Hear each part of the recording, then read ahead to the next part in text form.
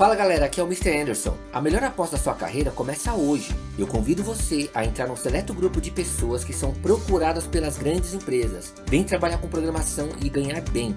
Link na descrição do vídeo. Valeu! Não tem um movimento anti-globalização ainda na China.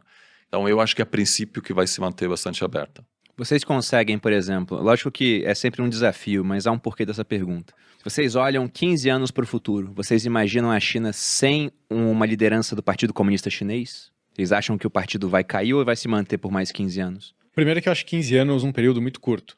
É curto. É muito também curto. acho que não. As mudanças, elas Faz tendem, sentido. elas tendem a ser um pouco mais lentas. Sem dúvida, a população chinesa que tem 40, 50 anos viveu um milagre econômico. Deve ter algum nível de gratidão ao governo, ou de reconhecimento ao governo. Agora, como são os filhos dessas pessoas, ou até os netos, que já nasceram numa China mais moderna, já nasceram, em um berço de ouro.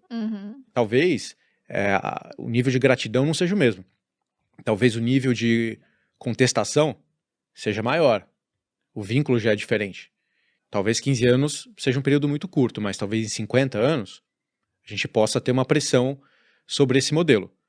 Agora, é um jogo de dominância.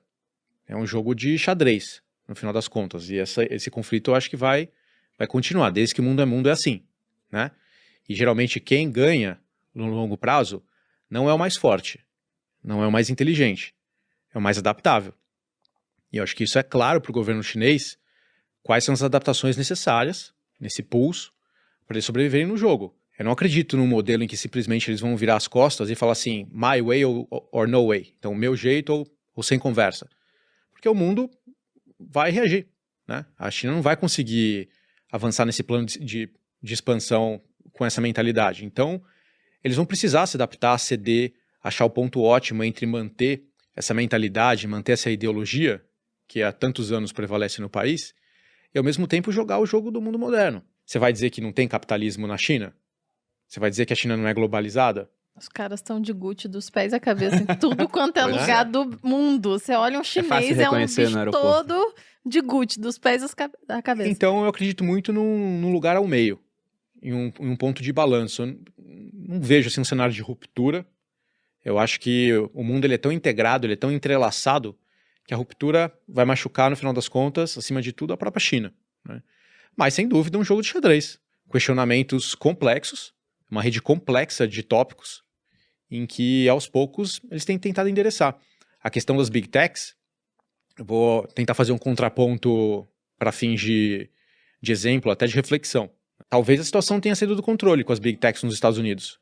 Sem dúvida tem efeitos nocivos disso. O que não faltam são documentários aí na Netflix, né, mostrando alguns exemplos. Se a gente for pensar que o governo chinês, nessa história de controle, tem um tom de vilão, será que no modelo ocidental não é o corporativismo que é vilão? Está manipulando também?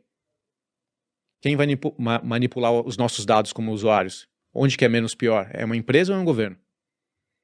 Então, em contraste, eu acho que a China está tendo a chance de aplicar a sua visão num problema que ele é global. Ele só está endereçando de um jeito diferente. Eu acho que a situação ela é muito complexa, mas eu acredito que deve amadurecer.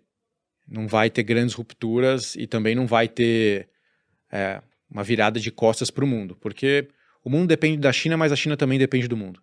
Você enxerga, Oliver, assim, um futuro Eu sem o concordo, Partido Chinês? eu não vejo uma ruptura também porque a China sofreu de um trauma muito grande, né? Uma grande civilização que, aliás, se enxerga não como Estado-nação, mas que Estado-civilização, né?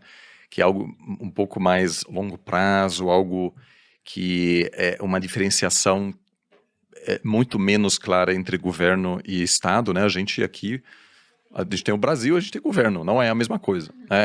Na China é um pouco diferente e o grande trauma é de dominação estrangeira, né? A humilhação a partir do século XIX, que na China é chamado de século da humilhação, quando a civilização ocidental, né, os europeus chegaram e ocuparam várias cidades e claramente eram superiores, e a China só conseguiu se livrar dessa influência 100 anos depois, né, quando A China tornou-se independente novamente em 49 e me parece ainda que a tentativa chinesa de se tornar uma democracia, que foi o caso no início do século XX, havia inclusive uma eleição. O primeiro-ministro que ganhou foi morto logo depois de vencer a eleição e começou uma guerra civil muito sangrenta e a gente ainda está vendo as sequelas dessa guerra civil, porque o grupo que perdeu fugiu para Taiwan